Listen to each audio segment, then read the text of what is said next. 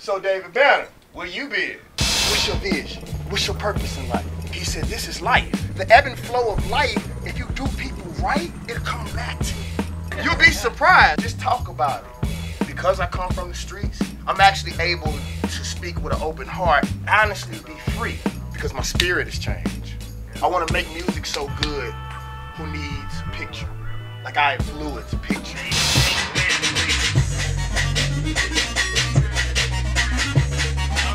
Yeah. I just want to ask you a few questions. Like, who inspires you? Who inspires me? Just everybody. Honestly, as funny as that may sound, I allow everything to. I consider everything. Not everything influences me, is what I should say. Okay. I mean, you can find motivation from seeing an ant pick up, 1,000 times his body weight. You know what I'm saying?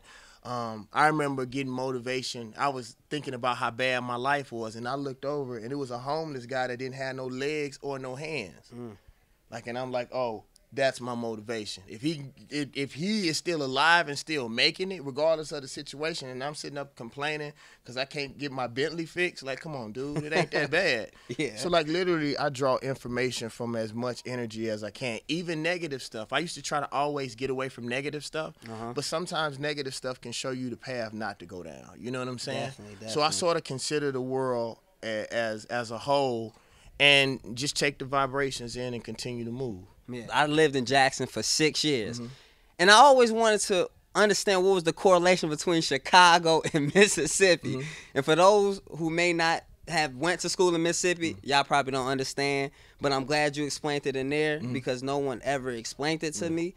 And like I said, that's always something I always wonder, like, why are all of y'all family members either from Chicago or Mississippi? Right.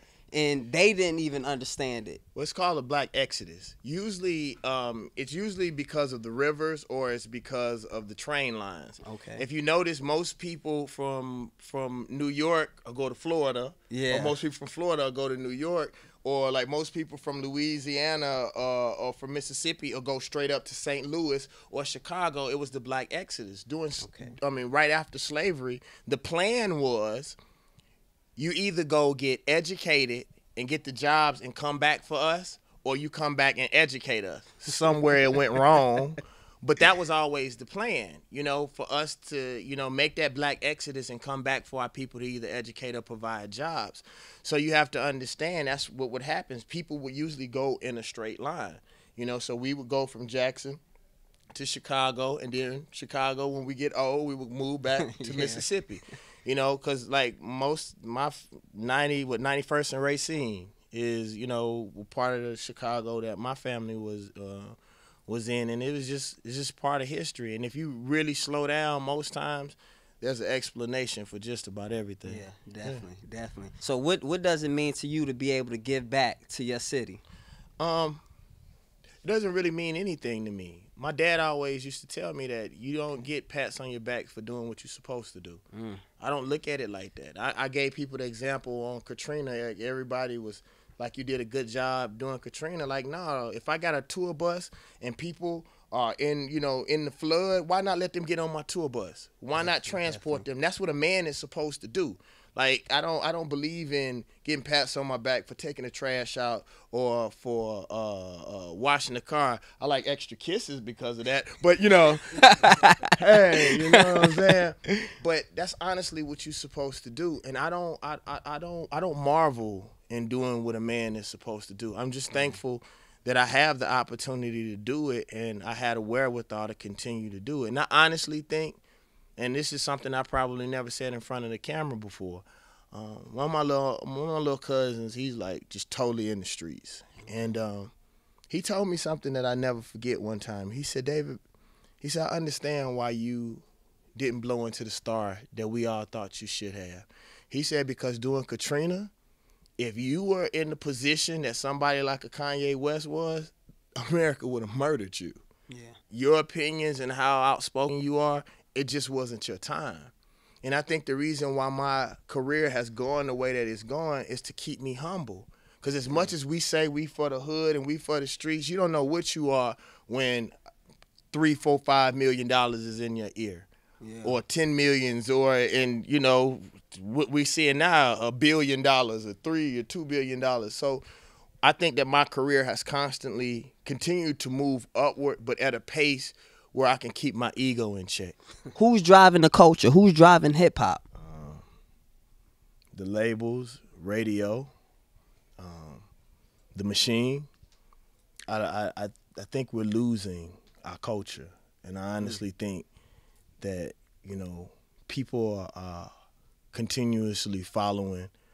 To me, it seems like we make money brainwashing our people.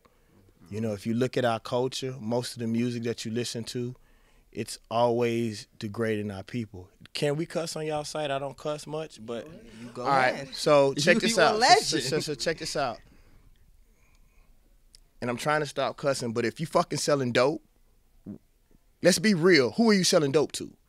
Yeah, people. Let's take away all of it. If you pimping, who you pimping? You're pimping your own folks. So it's like all these things that we talk about, we're only furthering what the system is already doing to our people. So the system is in turn feeding money. Because imagine, not only are we making money off you degrading your people, but then you're doing our job for us. So if you would just really stop and listen to our music and realize that we're talking about us. We're not talking about killing no other race of people.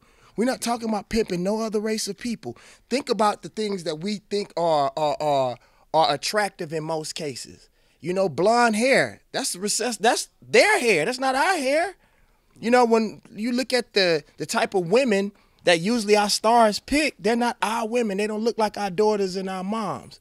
So it's like hip hop used to be a culture of supporting and showing the beauty in our people, and it's literally turned into the monster that that oppressed us in the first place. I think that's who driving hip hop, and my name is David Banner. Because honestly, I sometimes I feel like I battle with a conscious side, and then the side that says, "Damn, people don't want to hear that. I might not be able to make it if I open up my conscious side." So basically what gives you the balls? Because I feel like in the entertainment industry, a lot of people hold back to make money off their own people. Well, this is first of all what I think. Part of the problem with positive music is that it sucks. The music sucks. The beats suck. The rhythm suck. Like seriously. Like honestly, dog. Young and move that dope. I don't care what you was saying. The rhythm and the beat on that record is so hard. It don't matter what you would have said. Young nigga move with the Pope. Young move with the Pope. It was still jamming. The problem is we feel like if we do positive music that it has to sound positive. No, man, it just got to be jamming, dog. That's what people's problem is. People who do church music feel like it has to sound like it's in the church. That's whack. It got to be as bumping, and the melodies got to be as bright and as dope. That's the problem is. It's like, dude, the reason why people don't want to hear positive music is because that shit sucks. It's not jamming. Think about when Like a Pimp came out. That beat was so hard. It didn't matter what you said. It could be A, B, C, D. You would have still bought it. It was that jamming. That's what I call it. The Big Mac complex.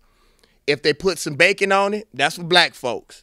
If they put some jalapenos on it, it's for the Latinos. They put a box of wine next to it, then it's for the white folks. But it's still a damn Big Mac. It don't matter what you put on it. So make a jamming song, have jamming melodies, and it don't matter what you put inside of it.